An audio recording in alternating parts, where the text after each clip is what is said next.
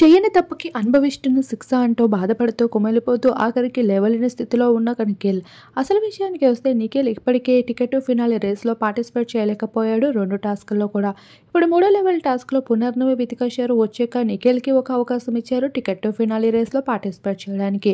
ఇక ఆయిల్ మొత్తాన్ని పూసి ఇక తన బలాన్ని ఉపయోగించాలి అంటూ బిగ్ బాస్ చెప్పేసరికి ఇక ఈ టాస్క్లో మంచిగానే పర్ఫామ్ చేసిన నిఖిల్ ఆఖరికి ఆ నూనె వల్ల అయితే తన కాళ్ళు ఫ్రాక్చర్ చేసుకున్నాడు. అయితే అన్ని చూపించే నిఖిల్ కోసం బిగ్ బాస్ ఈసారి ఈ విషయాన్ని హైడ్ చేసేశాడు. అది యష్మినితో అవని, సోనియాతో అవని ఇలా ప్రతిదీ కూడా నిఖిల్ని ఎంతగానో ఎక్స్పోజ్ చేస్తూ టీఆర్పీకి వాడుకున్న బిగ్ బాస్ ఈసారి నిఖిల్ ఇంత బాధపడుతూ కెమెరా ముందుకు వచ్చి నాకు మెడికల్ చెకప్ కావాలి అంటూ అడుగుతున్న విషయాల్ని మాత్రం బిగ్ బాస్ అసలు ఎవరికీ షేర్ చేయలేదు. అయితే ఇదే విషయం పైన నిఖిల్ ఫ్యాన్స్ అయితే ఫైర్ అవుతూ ఉన్నారు. ఇకపోతే కష్టానికి తగ్గ ఫలితం ఉంటుందనే విషయం నిఖిల్ విషయంలోనే బాగా అర్థమైంది. తను పాటించిన మౌనమే ఈరోజు నిఖిల్కి ఓటింగ్ పోల్లో దుమారం రేపుతూ ఉంది. ఇక అందరికన్నా హైయెస్ట్ ఓటింగ్స్తో నిఖిలే దూసుకుపోతున్నాడు.